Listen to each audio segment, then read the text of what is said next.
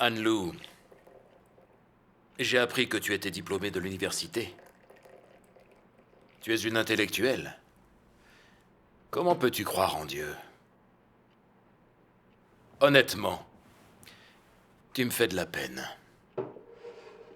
Tu es si jeune. Toute la gloire, la richesse, le renom et la fortune sont à portée de main pour toi. Pourquoi a-t-il fallu que tu choisisses de croire en Dieu? Si tu ne croyais pas en Dieu, tu ne serais pas en train de souffrir ici. En tant qu'humain, tu devrais être réaliste. Et ne pas croire à ces trucs obscurs. Pourquoi ne pas croire au Parti communiste? En Chine, c'est le Parti communiste qui détient le pouvoir. Celui qui a le pouvoir est le maître. Il est Dieu.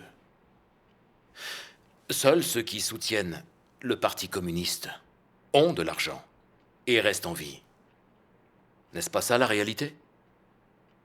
Tu persistes à croire en Dieu alors que le parti te contrôle. N'est-ce pas aller contre le Parti communiste? Le parti représente l'athéisme. Il est donc hostile au théisme. Tu crois en Dieu et tu lui obéis, alors qu'en Chine, l'athéisme est au pouvoir. Est-ce que le Parti communiste peut te laisser vivre? Alors, tu comprends ce que ça veut dire? Les croyants sont ceux qui ne possèdent pas de connaissances et ne croient pas à la science. Comment une intellectuelle peut-elle croire en Dieu? Qu'est-ce qui est écrit dans les livres d'école? Il n'y a pas de Dieu dans le monde. Écoute l'Internationale. Il n'est pas de sauveur suprême. Tu as étudié pendant tant d'années. Comment peux-tu encore croire en Dieu et le suivre? Ça vient d'antécédents spéciaux? Tu devrais rentrer dans le rang et non tout abandonner pour ta croyance. J'ai bien raison. Tu crois pas?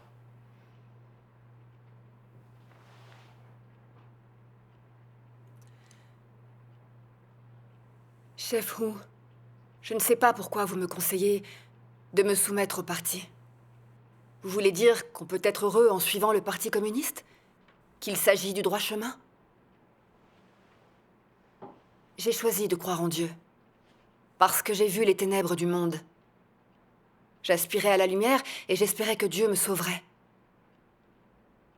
En lisant la parole de Dieu Tout-Puissant, j'ai découvert la vérité et le salut pour l'humanité.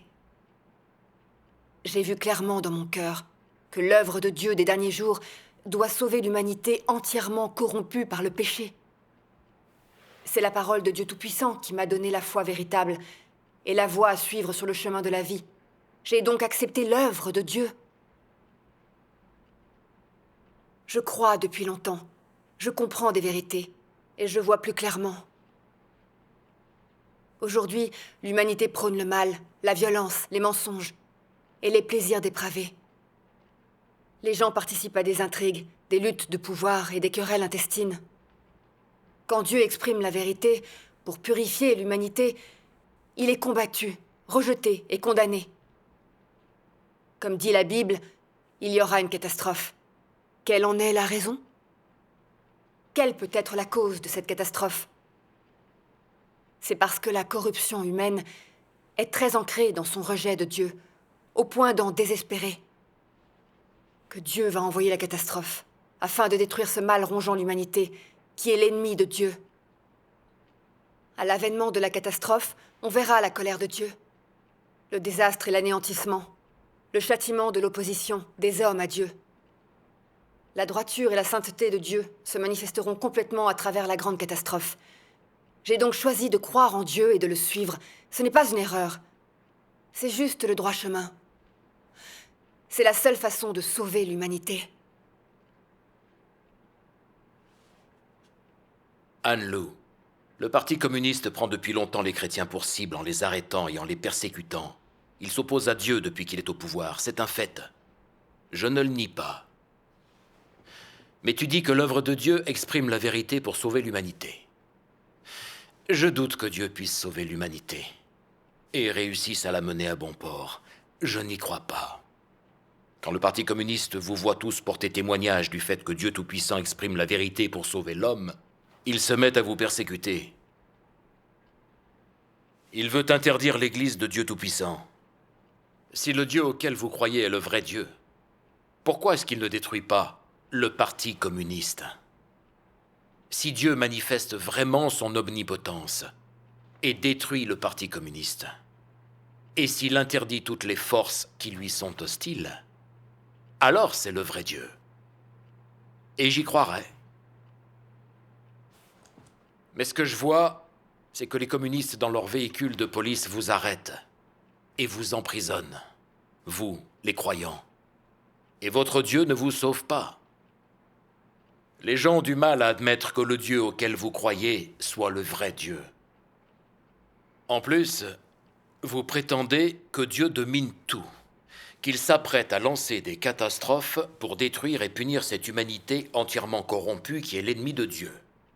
Est-ce que ça se peut? Je ne le crois pas. Je n'y croirai qu'en voyant les faits.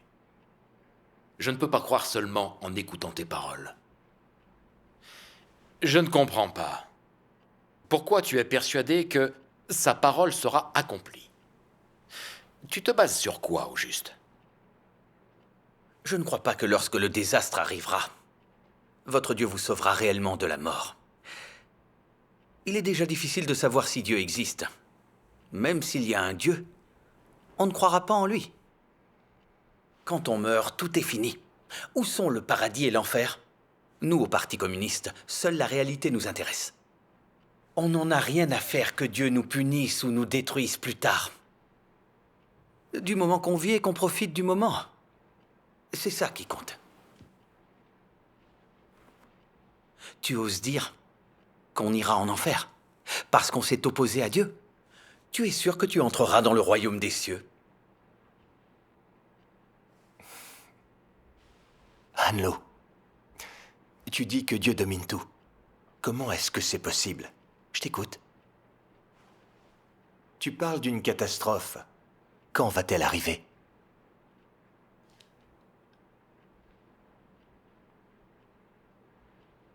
La souveraineté de Dieu n'est pas modifiable par la volonté de l'homme.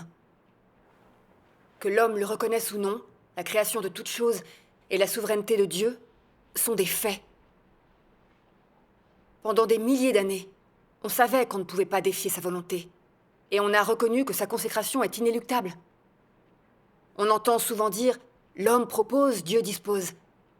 Il y a un esprit juste au-dessus de ta tête. On ne trompe pas le ciel. Même en prêtant serment, on dit que le ciel me frappe si je romps ce serment. Tous ces faits prouvent l'existence et la souveraineté de Dieu. En plus, dans tous les pays et chez toutes les races, à n'importe quel moment de l'histoire, il y a eu des prophètes qui ont prédit des événements futurs. Il est surprenant de constater que la plupart se sont révélés exacts. Encore une fois, cela montre que Dieu existe vraiment. Les sages croient en l'existence et la souveraineté de Dieu en se basant sur ces faits. De nombreuses personnes sont témoins de grands désastres. Ils crient tous « La fin du monde approche. La fin du monde est là. » Qu'est-ce que ça veut dire? Beaucoup de gens ont des prémonitions alarmantes, vu que la catastrophe arrive. Personne ne peut garantir que la catastrophe n'aura pas lieu.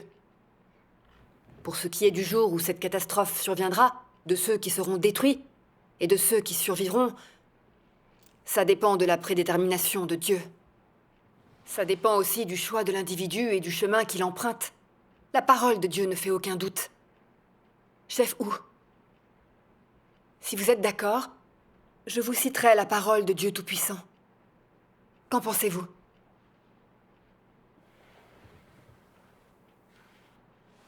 Eh bien, vas-y. Je vais écouter ce que tu as à me dire.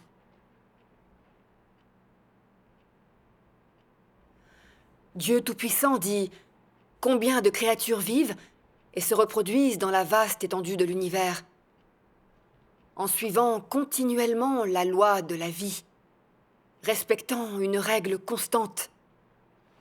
Ceux qui meurent emportent avec eux les histoires des vivants, et ceux qui vivent répètent la même histoire tragique de ceux qui sont morts. Et l'humanité ne peut s'empêcher de se demander pourquoi vivons-nous? Et pourquoi devons-nous mourir? Qui est aux commandes de ce monde? Et qui a créé cette humanité? L'homme a-t-il vraiment été créé par Mère Nature? L'humanité est-elle vraiment au contrôle de son propre destin? Pendant des milliers d'années, l'humanité s'est inlassablement posé ces questions. Malheureusement, plus l'humanité est devenue obsédée par ces questions, plus sa soif pour la science s'est faite pressante. La science offre une gratification brève et une jouissance temporaire de la chair.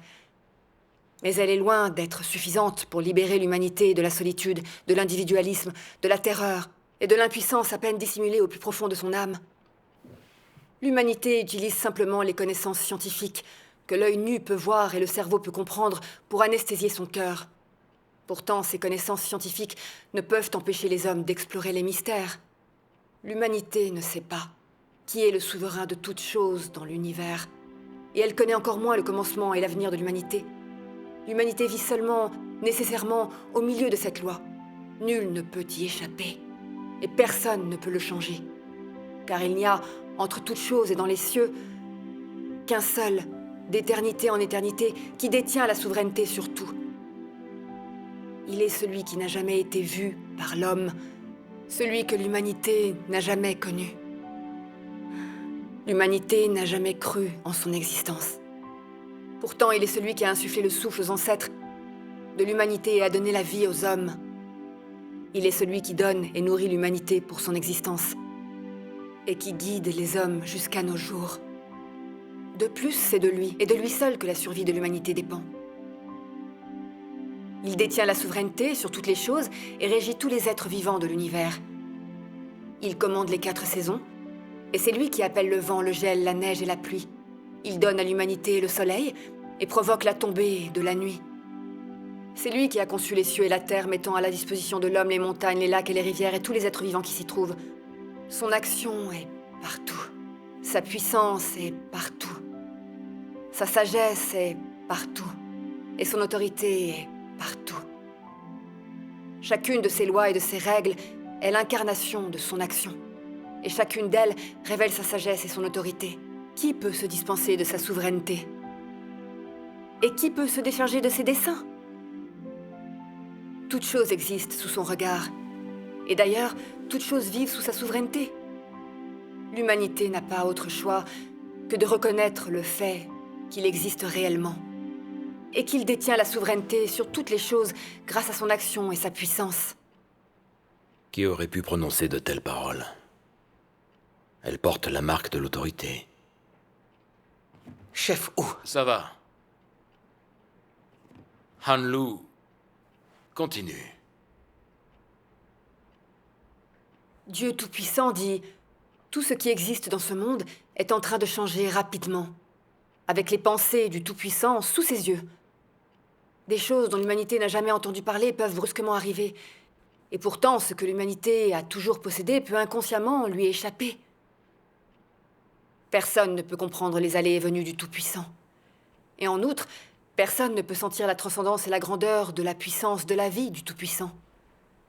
Le cœur et l'esprit de l'homme sont tenus dans la main de Dieu, et toute la vie de l'homme est contemplée aux yeux de Dieu. Peu importe si vous croyez cela, toutes les choses, vivantes ou mortes, évolueront, changeront, se renouvelleront et disparaîtront selon les pensées de Dieu. C'est ainsi que Dieu règne sur toutes choses. Lui seul connaît le sort d'un pays ou d'une nation et contrôle le cours de cette humanité. Si l'humanité veut avoir un bon sort, ou si un pays veut avoir un bon sort, alors l'homme doit se prosterner devant Dieu en adoration, se repentir et se confesser devant lui. Sinon, le destin et la destinée de l'homme finiront inévitablement par une catastrophe. Dieu sauve ceux qu'il aime. Une fois qu'il retourne dans son royaume, les hommes sur la terre feront face à la famine, à la peste. Et les 7 coupes de Dieu, les 7 fléaux prendront effet successivement. Les cieux et la terre passeront, mais ma parole ne passera pas. Il y a 2000 ans, quand le Seigneur Jésus est apparu et a réalisé son œuvre, il a déclaré « Repentez-vous, car le royaume des cieux est proche. » 2000 ans ont passé, et nous approchons des derniers jours. Le Seigneur Jésus est revenu. Il est Dieu tout-puissant incarné, en ayant réalisé l'œuvre de jugement des derniers jours, et créé un groupe de vainqueurs. La grande œuvre de Dieu a déjà été accomplie, et il infligera ensuite la catastrophe pour récompenser les bons et punir les méchants. C'est seulement en acceptant son œuvre dans les derniers jours et en étant purifiés que nous survivrons à la catastrophe. Maintenant que l'œuvre de salut de Dieu Tout-Puissant est presque terminée, la catastrophe ne devrait plus tarder. Le Seigneur Jésus a dit « Et que sert-il à un homme de gagner tout le monde s'il perd son âme ?» Si on ne s'accroche qu'au plaisir charnel, à la gloire et au statut social, quel est le sens de la vie ? Si nous perdons la vie dans la catastrophe, toutes nos raisons de vivre n'auront-elles pas été futiles ? Quel choix feraient des hommes sages ? Recevoir la purification et le salut grâce à l'œuvre de Dieu ? Ou continuer à vivre dans le péché et être détruits par Dieu ?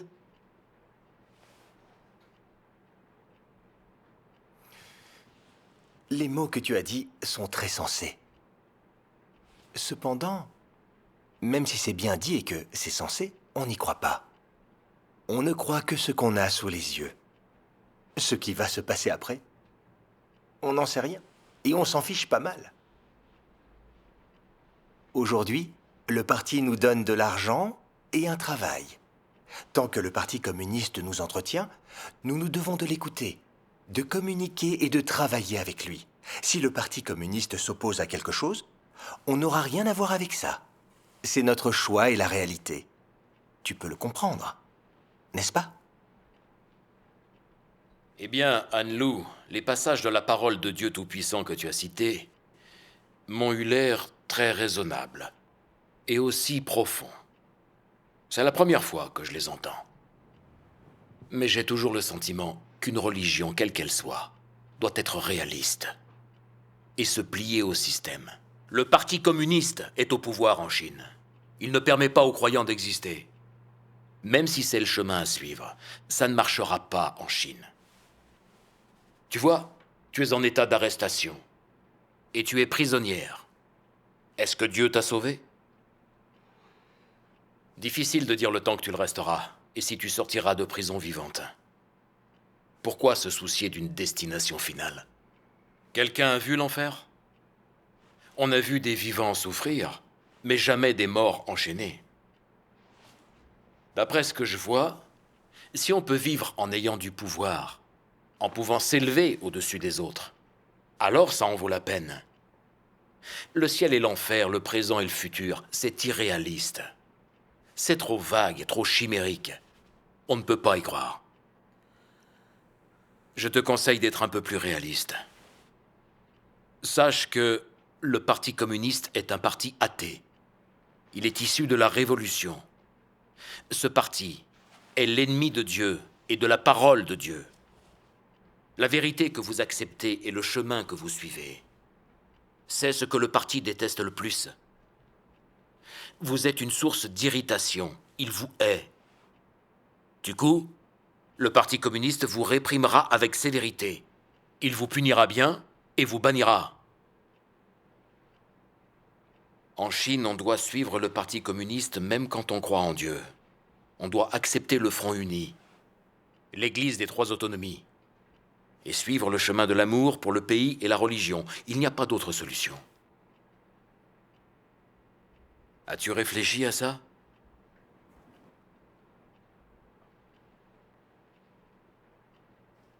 Chef Hu, vous avez dit que la croyance en Dieu doit être basée sur la réalité et suivre le système. Est-ce un argument valable ? Quand on a choisi la bonne voie dans la vie, on doit s'y tenir malgré les échecs, et quoi qu'il nous en coûte. Car c'est la seule façon d'atteindre la vérité. Nous, les croyants, empruntons la voie de la vie, mais vous voulez qu'on accepte le Front uni et l'Église des trois autonomies. D'où est-ce que ça vient, vraiment ? Vous savez que l'Église des trois autonomies est entièrement contrôlée par le gouvernement communiste chinois. Tous leurs pasteurs sont nommés par le parti. Elle n'est pas autorisée à enseigner la pure vérité, ni la voie de la vie spirituelle, ni la prophétie de l'Apocalypse. Elle ne peut pas parler de l'amour de Dieu, mais seulement de l'amour du pays et de l'Église, de faire fortune, de rendre gloire à Dieu tout en offrant des avantages aux gens et d'obéissance à ceux qui ont le pouvoir. C'est ça, croire en Dieu. Peut-on recevoir la vérité de cette façon ? Notre croyance consiste à rechercher la vérité, à se débarrasser de notre tempérament corrompu et à acquérir la vérité et l'humanité pour recevoir le salut et trouver le bonheur. Si on se conforme à leurs exigences, suivre la mauvaise voie des 3 autonomies, on ne pourra pas recevoir la vérité et se débarrasser du tempérament corrompu. Comment pourrons-nous alors recevoir le salut de Dieu ? Le Parti communiste veut contrôler ceux qui croient en Dieu pour nous faire croire en Dieu selon les exigences du Parti communiste. C'est inacceptable. Cela entrave la liberté de croyance. C'est en quelque sorte un meurtre des âmes. Hanlou, comment tu peux parler ainsi? On se soucie tous de ton bien-être. Je n'ai fait que dire la vérité, non ? Le Parti communiste est un régime satanique qui s'oppose à Dieu et à la vérité. Il a condamné le christianisme en le traitant de secte. Il a considéré la Bible et les livres de la parole de Dieu comme sectaires. De nombreuses Bibles offertes par des pays étrangers ont été jetées dans la mer. Des quantités de Bibles appartenant à des chrétiens ont été confisquées et détruites. Vous admettez que tout ça est la vérité. Personne n'oserait réfuter ces faits. Vous, les fonctionnaires du Parti communiste, vous avez placé des pasteurs dans la communauté et êtes intervenus dans les affaires de l'Église.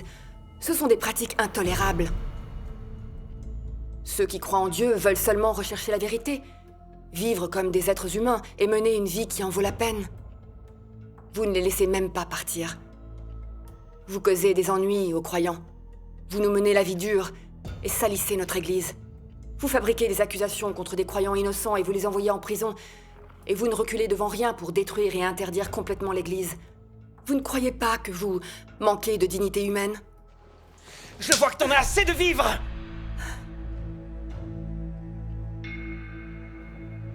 Ça ira.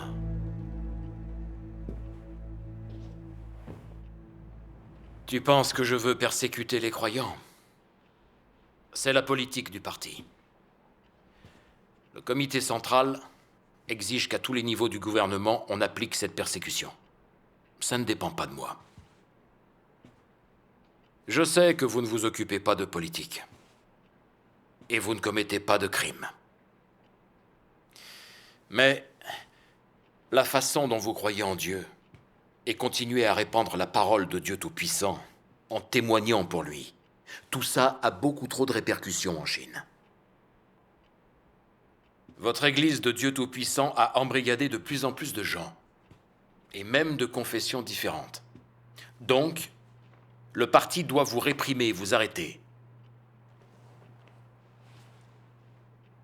Tu vois, pourquoi le parti ne sévit pas autant contre l'Église des 3 autonomies? C'est parce que l'Église des 3 autonomies est obéissante et les écoute. À la différence de vous, qui répandez l'Évangile et rendez témoignage pour Dieu. Voilà pourquoi le Parti communiste ferme les yeux sur l'Église des 3 autonomies. Tu ne t'en étais pas rendu compte? Si le Parti communiste veut vous réprimer et vous arrêter, est-ce qu'il manquera de prétextes et de raisons? Il a besoin de fabriquer des preuves contre vous. Et donc, faire de vous une secte. Afin que cette répression puisse être justifiée. La voix du parti est plus forte que tout. La plupart des gens écoutent le Parti communiste. C'est pourquoi vous souffrez et subissez tout ça. Le Parti communiste fabrique des accusations contre vous, se sert des médias pour vous condamner, et parfois paye des médias occidentaux pour salir l'Église de Dieu Tout-Puissant. C'est la vérité. Votre indignation et votre opposition ne servent à rien. Le Parti communiste doit le faire pour réaliser son but d'interdire l'Église. Qui vous a dit de désobéir au Parti communiste? Il est impossible pour vous de croire en Dieu et de prêcher l'Évangile Dans un pays communiste, ceux qui s'acharnent à répandre l'Évangile seront tous éliminés. Tu sais combien de chrétiens sont morts tragiquement, en prison? Tu sais combien de chrétiens ont été assassinés pour leurs croyances? Personne ne peut défier le Parti communiste. Si tu t'acharnes à croire en Dieu et à répandre l'Évangile, l'emprisonnement ainsi que la mort seront ton destin. Est-ce que tu vois où tout ça finira pour toi? Votre Église de Dieu Tout-Puissant est un point noir pour la direction centrale. Le parti vous considère comme son ennemi numéro 1. Il fera tout ce qui est en son pouvoir pour vous éliminer jusqu'au dernier. Tu te rends compte de la quantité de moyens que le Parti communiste a mobilisés pour la répression et l'interdiction de l'Église de Dieu Tout-Puissant? Le prix à payer est trop élevé. Tu ne vois donc pas où on veut en venir? Vous répandez toujours l'Évangile et la parole de Dieu Tout-Puissant. C'est comme si vous vous tiriez dessus. Vous êtes vraiment stupide ou quoi? C'est comme ça qu'on devrait s'occuper de vous. Si vous restiez tranquillement à la maison, personne ne vous embêterait.